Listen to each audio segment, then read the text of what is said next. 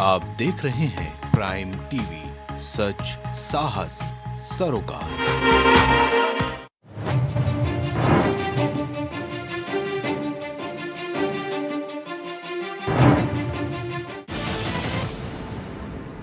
नमस्कार, मैं हूं मयूरी श्रीवास्तव। आप देख रहे हैं प्राइम टीवी। वक्त हो गया है खबर दोपहर का। साल 2024 में होने वाले लोकसभा चुनाव को लेकर सभी पार्टियों ने अपनी अपनी तैयारियों को धार देना शुरू कर दिया है। 2024 के लोकसभा चुनावों के लिए सभी दलों ने अपनी रणनीति का खाका तैयार कर लिया है। जहां भारतीय जनता पार्टी और समाजवादी पार्टी चुनाव को लेकर कोई कसर नहीं छोड़ रही है, तो वहीं बसपा और आम आदमी पार्टी भी मैदान में उतरने में कोई कसर पीछे नहीं छोड़ रही हैं। वहीं बीजेपी मिशन 2024 को पूरा करने के लिए अलग अलग चुनावी रणनीति बनाने में जुटी है। जहां 2024 लोकसभा चुनाव के लिए 44 डिग्री तापमान में मुख्यमंत्री योगी आदित्यनाथ आज अपनी पहली कड़ी परीक्षा दे रहे हैं। अयोध्या से योगी आदित्यनाथ लोकसभा चुनाव के प्रचार का आगाज करते हुए महात्मा भरत की तपस्थली भरत कुंड पर विशाल जनसभा कर रहे हैं। आपने सुना होगा कि जो यूपी जीतेगा वही दिल्ली पर राज करेगा। इसी फॉर्मूले के तहत 2014 से लगातार शीर्ष पर चल रही भारतीय जनता पार्टी ने एक बार फिर यूपी के लिए बड़ा प्लान तैयार कर लिया है। इस प्लान की सबसे पहली कड़ी मुख्यमंत्री योगी आदित्यनाथ हैं।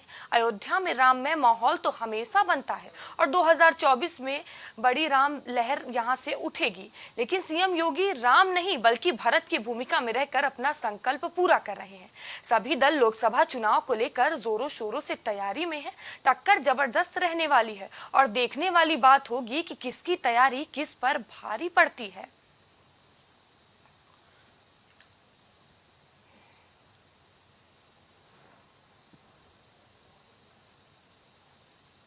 और इसी विषय पर चर्चा करने के लिए हमारे साथ कुछ मेहमान भी हमसे जुड़ चुके हैं।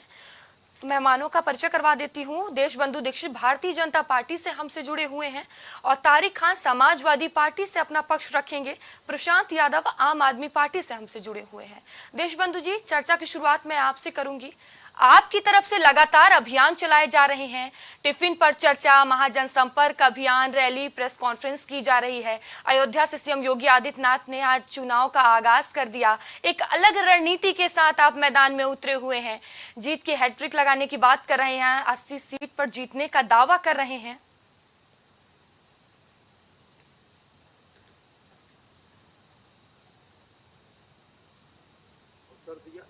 देखिए, भारतीय जनता पार्टी हमेशा से ही चुनाव के का समय तो है ही है, 2024 के आम चुनाव है ही, उसके अतिरिक्त हमेशा से जनता के हितों से जुड़े हुए मुद्दों के साथ हमेशा सड़क पर, सदन में, हर पटल पर दिखाई देती है। आप यह नहीं कह सकती और आप इस बात को मानती भी होंगी कि भारतीय जनता पार्टी का एक एक कार्यकर्ता स्वयं उत्तर प्रदेश के लोकप्रिय मुख्यमंत्री और देश के यशस्वी प्रधानमंत्री हमेशा जनता के जुड़े हितों के साथ 24 घंटे प्रतिपल हमेशा उनके देश को आगे बढ़ने के लिए और प्रदेश को आगे बढ़ाने के लिए सोचते ही नहीं है, वरन क्रियान्वयन करके हर सुख दुख में जनता के साथ जुड़ाव रहता है। और रही बात अयोध्या से, तो अयोध्या जानती हैं भारतीय जनता पार्टी का ही नहीं संपूर्ण भारतवर्ष की श्री राम आस्था का विषय है और वहां से लोकसभा चुनाव का आज चुनावी बिगुल बजा रहे हैं। तो आप निसंदेह देखिएगा कि आज से ये हमारा जो एक एक कार्यकर्ता है वह 2024 में आम चुनाव में नरेंद्र दामोदर नाथ मोदी के नेतृत्व में हैट्रिक मारने को पूर्णतया तैयार है और हम 2024 में बहुत शानदार जीत देकर उत्तर प्रदेश की 80 में 80 लोकसभा जिताकर उनको देश के शीर्ष नेतृत्व पर बैठाने का काम करेंगे। ठीक है तारिक जी, भारतीय जनता पार्टी लगातार जीत का दावा कर रही है। चुनाव को देखते हुए आप भी लगातार अभियान चला रहे हैं। नैमिषारण्य में चुनावी बिगुल, इसे अलग दृष्टि से देखा जाए या सॉफ्ट हिंदुत्व का एजेंडा? देखिए, अयोध्या गए हैं सीएम साहब, तो अयोध्या जाकर थोड़ा उस पर भी ध्यान देना चाहिए। जो इनके विधायक और मेयर वहां के जमीन घोटाले में उनका नाम आया था, बाकायदा विकास प्राधिकरण, अयोध्या विकास प्राधिकरण ने नाम जारी किया था गुप्ता और उपाध्याय, मेयर और विधायक। उसमें क्या हुआ? मेयर ने एक जमीन नजूल की 20 लाख की एक आदमी से खरीदी और आधे घंटे बाद उसको 2.5 करोड़ की बेच दी। मिनटों में लाखों रुपए जमीनों के कैसे बढ़ते हैं ये तो भाजपा जानती है। चोर कहते हैं, चोर चोरी करता है तो घर छोड़ देता है, 2-4 घर आगे बढ़ जाता है।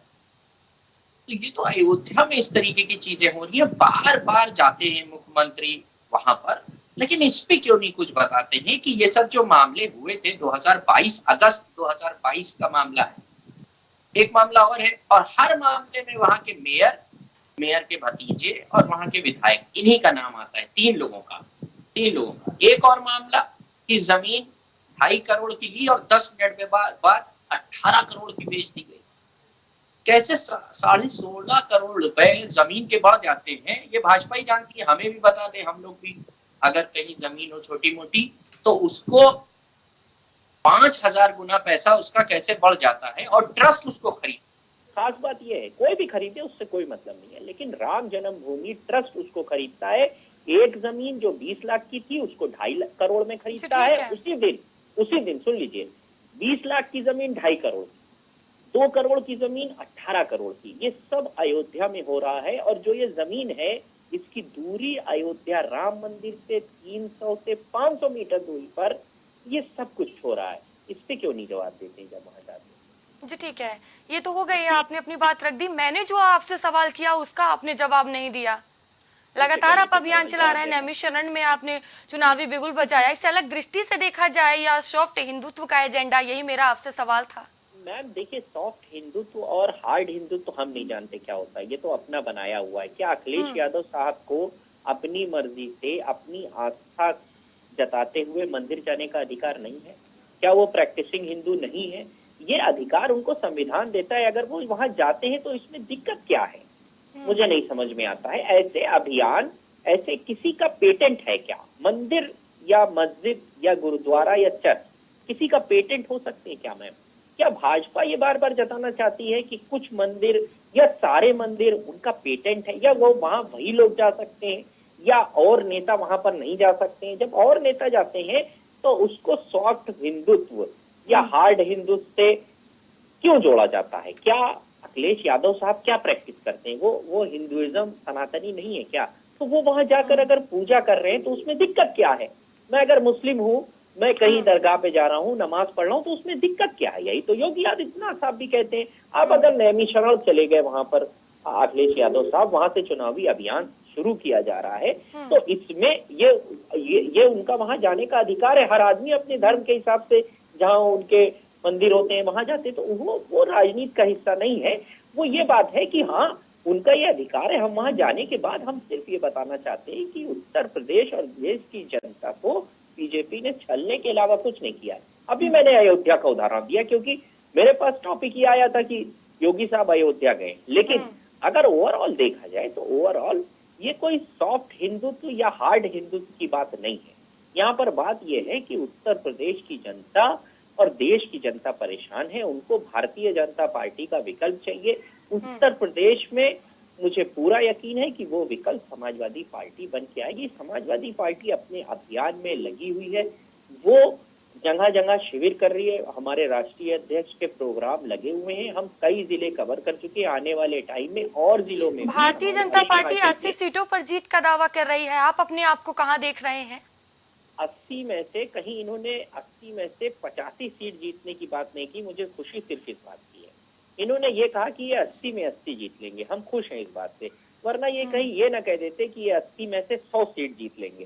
खैर, ये कहने की बात होती है। मैं बार बार ये बात कहता हूँ कि भाजपा वाले भविष्यवाणी करने लगे हैं। जनता तय करती है कि किसको कितनी सीट देनी है। अभी red zone, blue zone, black zone सब बना रहे हैं कि नहीं बना रहे हैं? बता रहे हैं कि ये सीटें हमारी खतरे में हैं, 18-20 सीटें बता रहे हैं खतरे में है। तो जब खुद बता रहे हो कि 18-20 सीटें खतरे में है, तब भी 80 में 80 जीत रहे हो, तो ये मैं फिर कह रहा हूँ ना कि इनकी बातें इनके काम करने के तरीके से मैच नहीं करती हैं। टिफिन खा चुके हो, पेट भर गया हो, तो जनता की बात कर लीजिए। कहा टिफिन पे चर्चा करेंगे, मौन मुटाव दूर करेंगे। तो बीजेपी के प्रवक्ता बताएं, इलाहाबाद में नंद गोपाल नंदी और डिप्टी सीएम मौर्य का झगड़ा चल रहा है। मंच पे ही दोनों ने एक दूसरे के से मुलाकात तक नहीं, बहुत विवाद हुआ। क्या टिफिन खा लिया, पेट भर गया हो, झगड़ा सुलझ गया।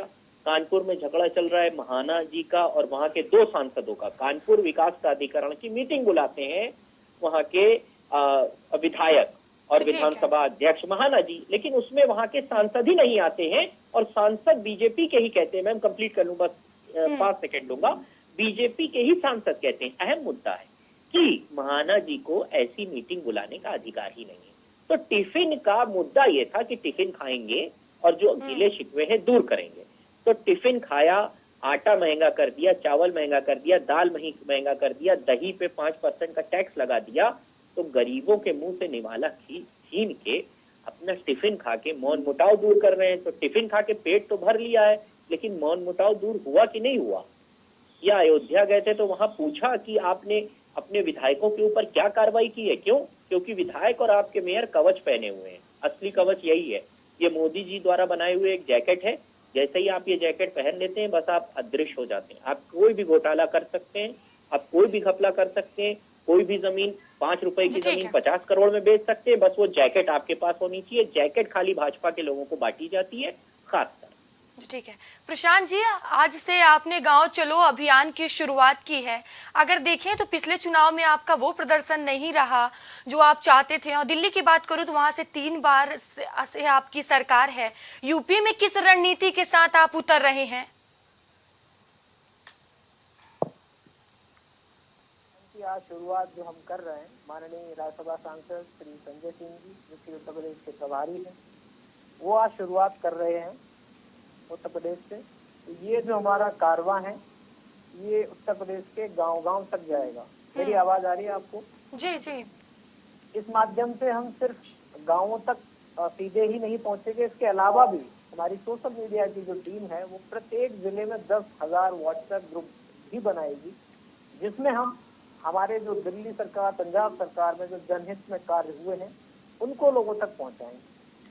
अब बात करते हैं मुद्दे की। जैसा आपने कहा कि आज योगी आदित्यनाथ जी ने शुरुआत की है चुनावी अभियान की भाजपा के लिए उत्तर प्रदेश में, तो मैं आपको मयूरी जी मैं बोलना चाहूंगा, शुरुआत करना चाहूंगा कि दूसरा जब चुनाव हुआ था 19 में, तो देश के जो प्रधानमंत्री जी ने ये कहा था कि देशवासियों मुझे सिर्फ 50 दिन दे दो, और अगर मैं आपके सपनों का भारत न बना पाऊं तो मुझे किसी चौराहे पर 50 दिन के बाद 51वें दिन बुला लेना, और आप जो सजा देंगे, देश जो सजा देगा वो मैं सजा स्वीकार करूंगा।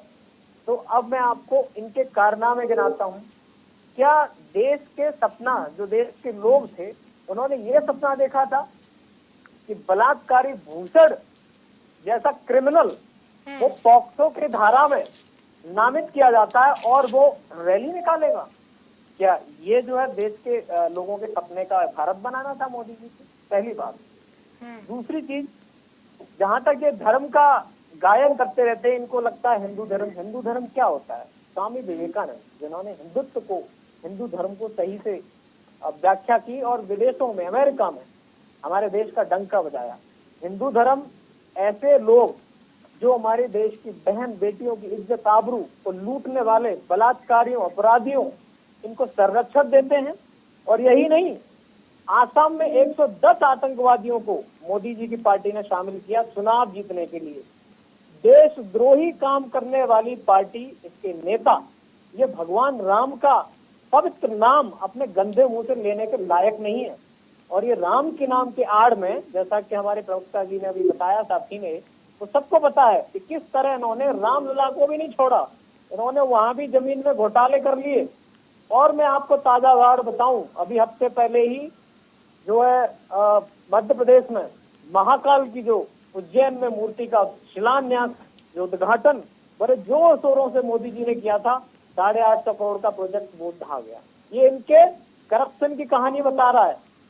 विकास तो छोड़ दीजिए, चुनाव में 24 में क्या होने वाला है मैं वो बता रहा हूँ। अब जनता पूछने लगी है इनसे, चाहे वो उत्तर प्रदेश हो, चाहे इनका उत्तराखंड हो, चाहे दिल्ली में लॉ एंड ऑर्डर की बात हो, जो कि एलजी के जरिए केंद्र सरकार नियंत्रित करती है, इसकी जिम्मेदारी है, चाहे खट्टर साहब का हरियाणा हो।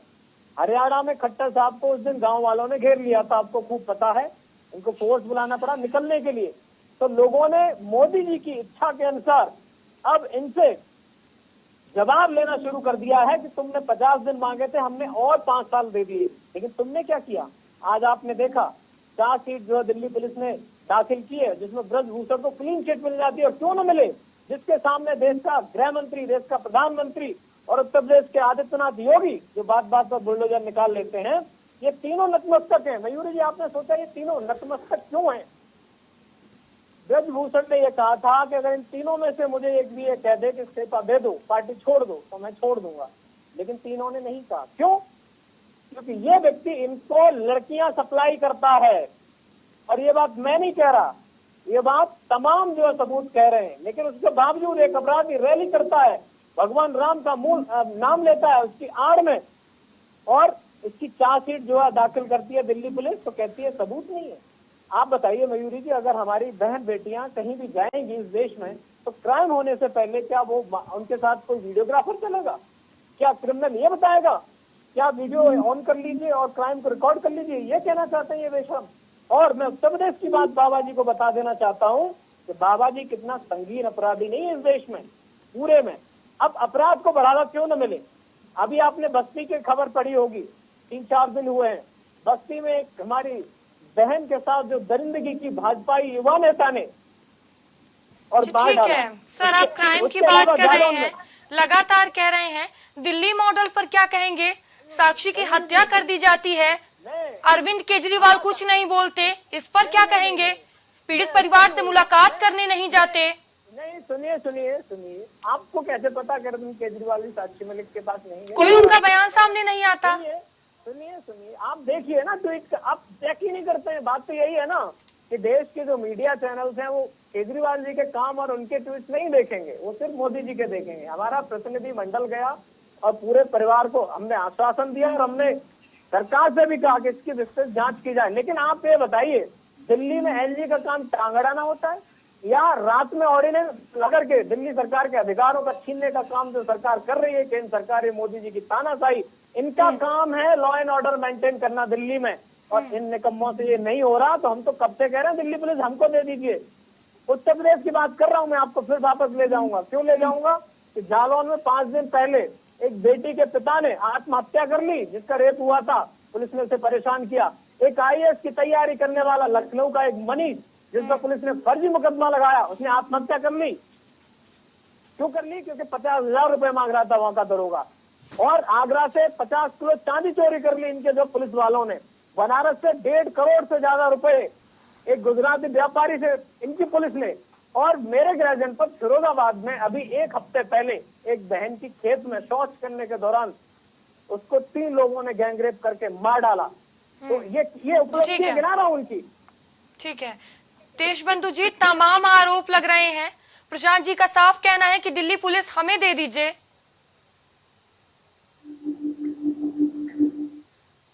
मैं बहुत ध्यान से सुन रहा था। देखिए गुजरात में ब्रिज, ठीक है प्रशांत जी सुन लीजिए, ठीक है। भाजपा की सरकार है। भ्रष्टाचार, आतंकवादियों, अपराधियों, इनको संरक्षण देना, इनकी जी हजूरी करना, इनके पैरों में नतमस्तक होना, संविधान को न मानना, देश के राष्ट्रपति की बार बार बेइज्जती करना, लोकतंत्र की हत्या करना, ये मोदी। और रही बात, आपको बता दो, समाजवादी पार्टी के मित्र को सुन रहे थे, अरे नैमिष चारण है मंत्री को, इस देश के शिक्षा मंत्री को कोई जानता है क्या?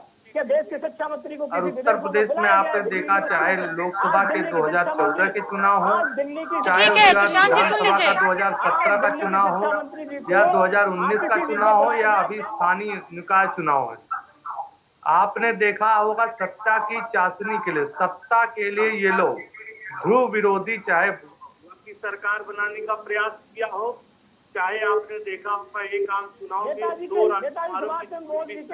2 जब उत्तर प्रदेश पूर्वी भारत से उनकी आजादी सेना ने अटैक किया था अंग्रेजों के खिलाफ। देखिए एक एक कर आप लोग अपनी बात रखिए। प्रशांत जी आपके पास आऊंगी, सुन लीजिए। प्रशांत जी आपके पास आऊंगी। उसने ये कहा कि अंग्रेजों की मदद के लिए अंग्रेजी सेना में शामिल हुई है, तब कहाँ गया था वो वीर सावरकर? समझौते की पार्टी है भाजपा, और बार अनेकों राजा है जो देश को बर्बाद किए हुए हैं, सिर्फ और सिर्फ आतंकवादी। आप देखे होंगे ये लोग सत्ता के लिए, मैं यही नहीं समझ पाता हूं। मैं अपने विपक्षी पार्टी से कहूं 2024 में केवल यह बता दे कि इनका प्रधानमंत्री का चेहरा कौन होगा। आपको बता दें, प्रधानमंत्री का चेहरा, एक समय प्रधानमंत्री का केंद्र में चेहरा, यही सपा की सरकार, कांग्रेस केंद्र की सरकार के साथ जोड़ करके घोटालों के इन्होंने इस व्यक्ति से 1000 गुना नहीं अच्छे हैं। क्या आप अच्छे नहीं हो? भूला ही नहीं। क्या आप ईमानदार नहीं हो?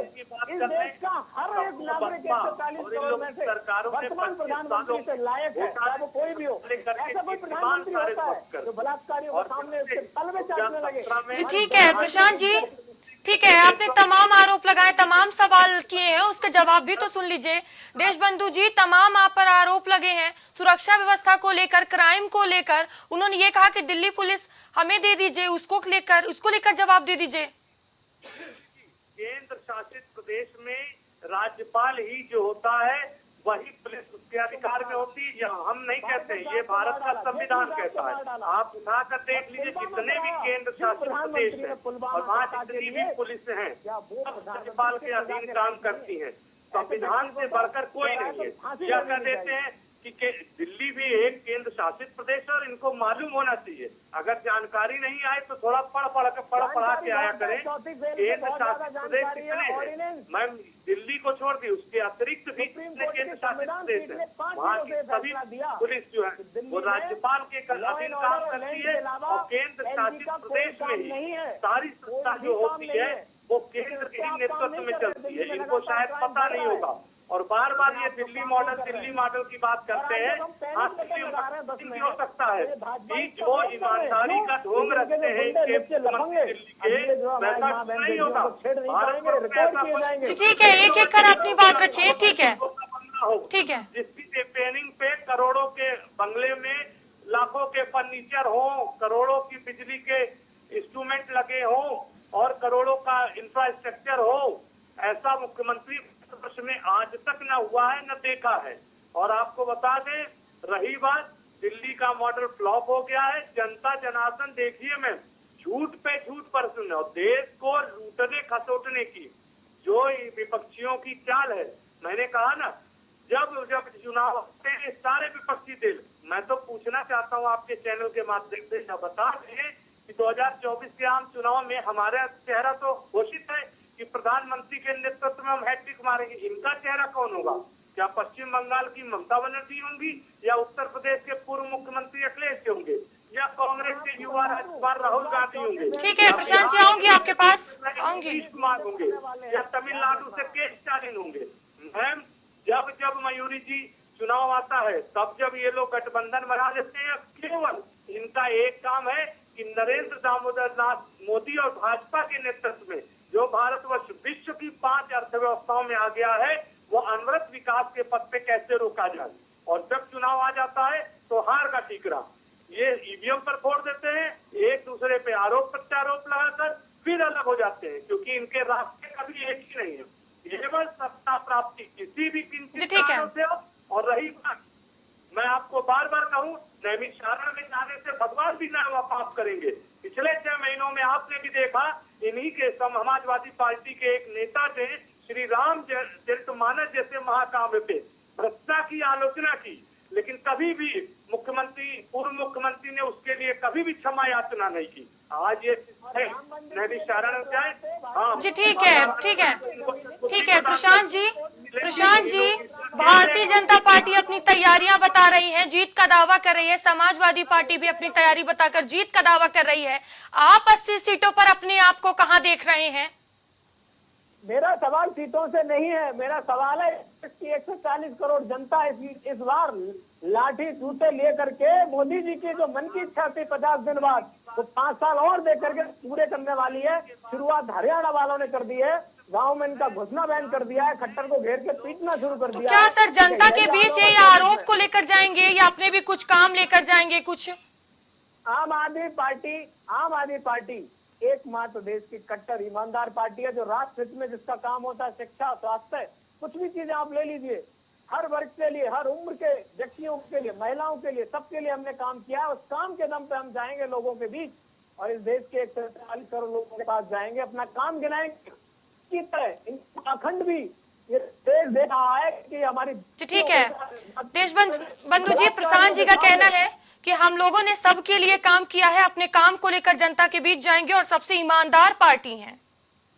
और ये हमें कॉपी करते हैं। शिवराज सिंह 1,000 जी ठीक है, अब सुन लीजिए। 500 रुपए, ये रेवड़ी की बात करते हैं, ये रेवड़ी की बात करते हैं। इन्होंने तो रेवड़ा पकड़ा दिया अडानी, जो मोदी जी का कौन लगता है अडानी, जिसको देश बेच दिया। SBI का पैसा, LIC का पैसा, PF का पैसा, और हम जनता को अगर उनके टैक्स का पैसा, उनको सुविधाएं दे रहे हैं स्वास्थ्य में व्यवस्थाओं के जरिए, शिक्षा व्यवस्था के जरिए, इसको रेवड़ी कहते हैं। इनको शर्म आनी चाहिए। जी ठीक है देशबंधु जी, आपसे मेरा सवाल था। प्रशांत जी ने कहा कि हम लोग सबके लिए काम किए हैं और उसी काम को लेकर जनता के बीच जाएंगे और सबसे ईमानदार पार्टी है। मैम 37 वर्षों बाद रिकॉर्ड टूटा है। उत्तर प्रदेश में 37 वर्षों द्वारा भारतीय जनता पार्टी के किए गए काम के द्वारा ही ये हक रहा कि आपको बता दें, मुख्यमंत्री के नेतृत्व में दोबारा भारतीय जनता पार्टी ने, और हम अपने काम के द्वारा जनता के हित से आज आप बता दीजिए, चाहे बिजली देने का काम हो, चाहे गरीब कल्याण की योजनाओं को उनको आवाज देने का काम हो, अनेकों ऐसी, चाहे कौशल विकास में लाखों देने का काम हो, या तो भारतीय जनता पार्टी की सरकार ने, इनकी सरकारों ने खाली लूट खसोट करके जनता को बरगला कर किसी तरह सत्ता प्राप्ति इनका मूल उद्देश्य रहा। मैं आपको बार बता दूं, 2024 के चुनाव में भी हम अपने भारतीय जनता पार्टी के किए गए कार्य और वादे हैं, जो हमने कार्य धरातल पे काम किया और देश विकास की जो हमारी नीतियां हैं, और देख लीजिएगा आज 9 वर्षों के प्रधानमंत्री के नेतृत्व का ही कमाल है कि विश्व की 5 अर्थव्यवस्थाओं में भारत का भी नाम लिया जाता है। विश्व के पटल पे चाहे कोई भी देश हो, आज वो भारत को एक निगाह से देखता है, और विश्व गुरु के भारत का हम विश्व की फिर 3 अर्थव्यवस्था में आएंगे। और भारतीय जनता पार्टी की चाहे प्रदेश में हो चाहे केंद्र में, हम किए गए कार्यों के द्वारा 2024 के आम चुनाव में जाएंगे और देखिएगा हैट्रिक मार के पुनः यशस्वी प्रधानमंत्री को देश की बागडोर सौंपेंगे। ठीक है तारिक जी, आपका last comment. Bharatiya Janata party का कहना है कि हम जीत की हैट्रिक लगाएंगे अपने कामों के आधार पर। इनके झूठ फरेब से जनता जान गई है। जनता जानती है केवल एकमात्र सत्ता प्राप्ति करना इनका उद्देश्य रहा है, कभी भी ये एक नहीं रहे। ये सत्ता के लिए कोई भी समझौते जी कर जी सकते हैं। देशबंधु जी सुन लीजिए। करके बोल इनका सुनते नहीं ये है। दोनों लोग शहीद होने वाले वीरों से भी, वहाँ पे शहीद होने वाले वीरों का भी प्रमाण मानते हैं। कि हमारा प्रधानमंत्री, ठीक है देशबंधु जी सुन लीजिए। ठीक है, सत्ता प्राप्ति के लिए किसी भी हद तक जा सकते हैं, और देश की जनता ने इनको नकार दिया। 2024 में भी देश की जनता इनको नकार देगी। इन्हीं से कह दीजिए मैम, बोल लें ये पूरा। ठीक है तारिक जी अपनी बात रखें। इनको चुप कराइए, थोड़ा सा सत्ता में है इसलिए थोड़ा बहुत। जी आप अपनी बात रखें। देखिए ये पूछ रहे हैं कि प्रधानमंत्री का कैंडिडेट क्या होगा। मैं कैंडिडेट बता देता हूँ कौन होगा, नाम बता देता हूँ। भूखमरी, बेरोजगारी, ये हमारे प्रधानमंत्री के कैंडिडेट। भूखमरी और बेरोजगारी, गरीबी, यही सब कैंडिडेट। जरूरी है कि किसी एक इंसान का नाम डिक्लेयर किया जाए। ये दिन रात यही चिल्लाते हैं कि आप प्रधानमंत्री किसको बनाओगे, ये बताएं। क्यों बता दें? आप बता देते हो जब कोई स्टेट जीतते हो कि यहाँ हम किसको चीफ मिनिस्टर बनाने जा रहे हैं। आप बता दो कि कितने दिन जेपी नड्डा अध्यक्ष बने रहेंगे, प्रधानमंत्री रिटायर हो जाएंगे तो अगला प्रधानमंत्री का कैंडिडेट कौन होगा, बता दो। हम क्यों बता दें? दिन रात यही पूछा करते। अरे आपसे क्या मतलब, आपसे क्या मतलब हम किसको प्रधानमंत्री बनाएंगे? हम किसको प्रधानमंत्री बनाएंगे इसका निर्णय हम लोग करेंगे। पहले जीत हासिल होनी चाहिए। और प्रधानमंत्री का कैंडिडेट है बेरोजगारी, गरीबी, भुखमरी, जो हिंदुस्तान में चरम पे है, और जिसको किनारे कर कर आप लोग टिफिन खाने में व्यस्त हैं, पूरी सब्जी खा रहे हैं, गरीबों के मुंह से निवाला चीज। तो मुद्दे साफ हैं, चुनाव मुद्दे पे होता है मैम, किसी इंसान के चेहरे पे बीजेपी लड़ती है। यहाँ पर मुद्दे हैं, देश की जनता अलग अलग राज्यों में ये हारते जा रहे हैं, इसीलिए बौखलाए हुए हैं कि आपस में किसी तरीके से जो एक गठबंधन तैयार हो रहा है। नीतीश जी उसकी पहल कर रहे हैं, बिहार में उसकी मीटिंग होने वाली है। हम सब लोग मिलकर जो बीजेपी की विनाशकारी नीतियां हैं उसके खिलाफ एक फोरम पर आकर अपनी बात रखना चाहते हैं। अगर दिल्ली में आम आदमी पार्टी के साथ गलत होता है, अध्यादेश लाकर उनके अधिकारों को छीना जाता है, तो समाजवादी पार्टी उसके खिलाफ भी है। अगर बंगाल में ममता दीदी के साथ कुछ गलत होता है तो समाजवादी पार्टी उसके साथ भी है। हम गलत के साथ हैं, और समाजवादी विचारधारा सिखाती भी हमको यही है कि समानता के साथ रहना है। और जिस तरीके की भेदभाव की नीति भारतीय जनता पार्टी अपने ही, बार बार मुद्दा मैं उठाता हूँ, खुद ही विकास प्राधिकरण चलाता कौन है?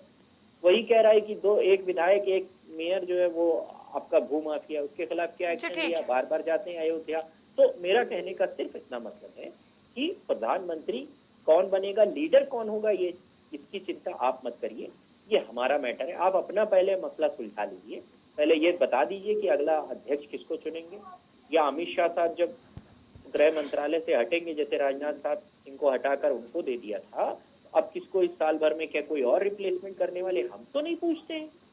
तो आप क्यों परेशान रहते हैं? आप अपना काम करिए, सरकार चलाइए, गरीबों जो परेशान है, जो बेरोजगार हैं लोग, उनको रोजगार दीजिए। 70,000 रोजगार अगर दे दिया था तो उसका दुनिया भर में ढिंडोरा पीट रहे थे कि हमने, और 70,000 2 करोड़ देने का वादा किया, तो 70,000 में से 2 करोड़ में से माइनस कर दीजिए हर साल में, तो भी कितना रोजगार देना है, उसकी बात नहीं करेंगे। तुम्हारा लीडर कौन होगा ये दिन रात पूछा जी, ठीक है। करेंगे। आपसे क्या मतलब कौन लीडर होगा, हम तय करेंगे कि आप तय करेंगे?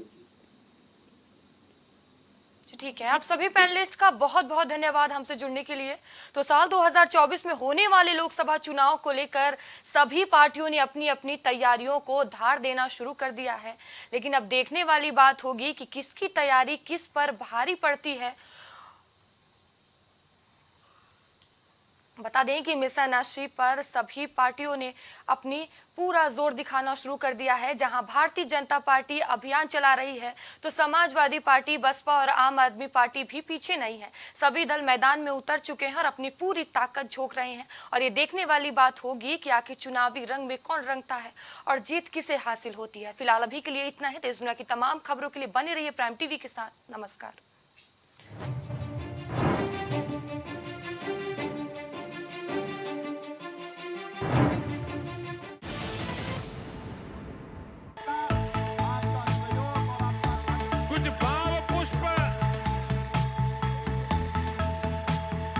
आप देख रहे हैं प्राइम टीवी, सच साहस सरोकार।